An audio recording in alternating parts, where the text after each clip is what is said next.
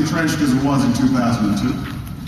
This is the conventional thinking that measures experience only by the years that you've been in Washington, not by your time spent serving in the wider world. This is the conventional thinking that is turned against the war, but not against the habits that got us into the war in the first place. The outdated assumptions and the refusal to talk openly to the American people. Well, I am not running for president to conform to Washington's conventional thinking. I am running to challenge it. I'm not running to join the kind of Washington groupthink that led us to war, that says we can't tell the American people what we think on big issues. I'm running for president to change this country, and I'm going to tell the American people where I stand on these critical issues that face our country. So I want everybody in Iowa to be clear. There's a choice that's emerged in this campaign. One that the American people need to understand. They should ask themselves this: who got the single most important foreign policy decision since the end of the Cold War right? And who got it wrong? This is not just a matter of debating the past or I told you so. It's about making a determination who's got the best judgment to make the critical decisions going into the future.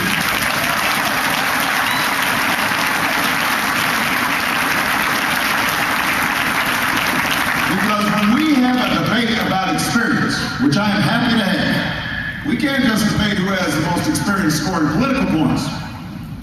Because no matter what we think about George Bush, he will be gone in 2009.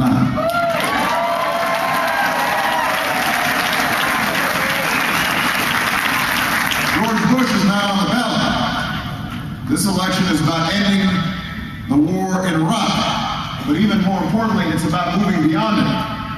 And we're not going to be safe in a world of unconventional threats with the same old conventional thinking that got us into Iraq in the first place.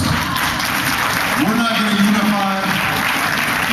we won't unify a divided America to confront these threats with the same old conventional politics of just trying to beat up on the other side. In 2009, we will have a window of opportunity to renew our global leadership and bring this nation together. If we don't seize that moment, we may not get another. This election is a turning point. The American people get to decide, are we going to turn back the clock, or are we going to turn the page? I want to be straight with you. If you want conventional Washington thinking, I'm not your man. If you want rigid ideology, I'm not your man.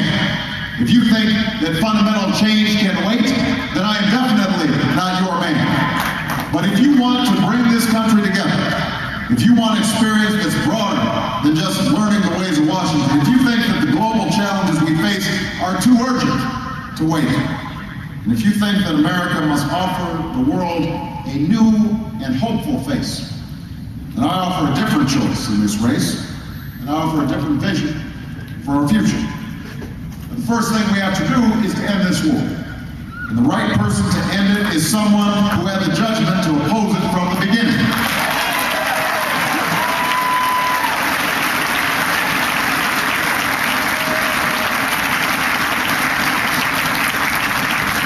There is no military solution in Iraq, and there never was.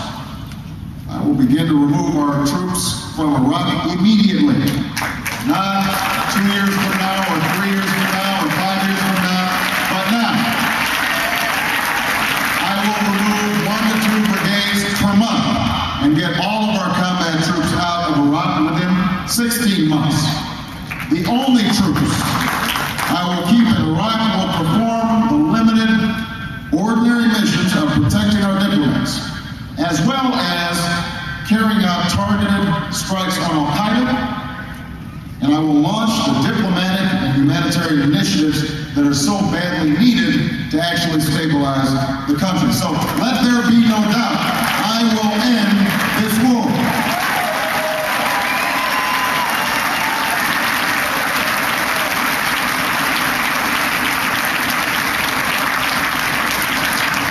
But it's also time to learn the lessons of Iraq. We're not going to defeat the threats of the 21st century on a conventional battlefield. We cannot win a fight for hearts and minds when we outsource critical missions to unaccountable contractors like we've been reading about over the last several weeks. We're not going to win a battle of ideas with bullets alone. Make no mistake, we must always be prepared to use force to protect America. But the best way to keep America safe is not to threaten terrorists with nuclear weapons. It's to keep nuclear weapons and nuclear materials away from terrorism. And that's the reason. That's why, as president, I will lead a global effort to secure all loose nuclear materials during my first term in office. And that's why, when I am president, America will lead the world in the direction of a world without nuclear weapons. We will set a goal of dramatically reducing the stockpiles of these weapons and materials. We will set a goal of dramatically reducing the stockpiles of these weapons and materials and the intermediate range missiles that can deliver them. And this is going to require a new era of American diplomacy. We need a president who is willing to talk to all nations, friend and foe. It's time to turn the page on the Bush-Cheney diplomacy and not talking to our adversaries.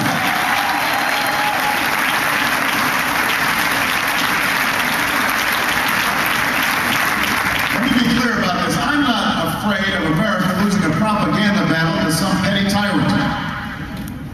We need to go before the world and win those battles for hearts and minds. It's time to offer the world a message of hope to counter the prophets of hate. You know, my experience brought me to the hopeless places around the world.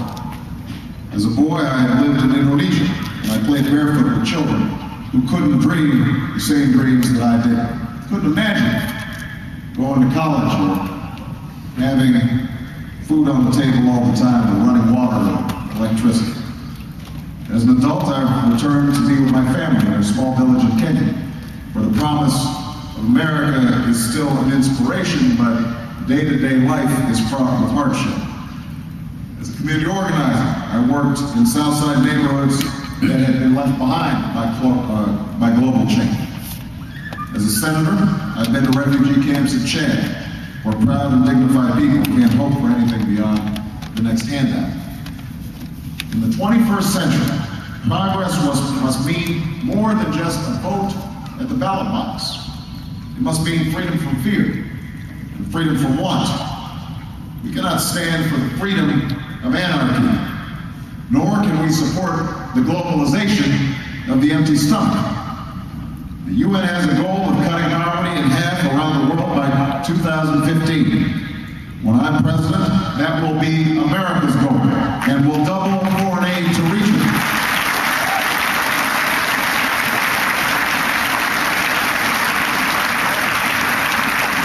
In the 21st century, we can't stand up before the world and say that there's one set of rules for America and another for everyone else. To lead the world, we must lead by example. When I'm president, we will reject torture without exception and without equivocation. When I am president, we will close Guantanamo. When I am president, we'll be the country that credibly tells the dissidents in prison camps around the world that America is your voice, America is your dream, America is your light of justice. We cannot secure America and show our best face in the world unless we change how we do business in Washington. We all know what Iraq has cost us abroad, but these last few years we've seen an unacceptable abuse of power at home. We've paid a heavy price for having a president whose priority is expanding his own power. The Constitution is treated like a nuisance to be avoided as opposed to the foundation of our liberty.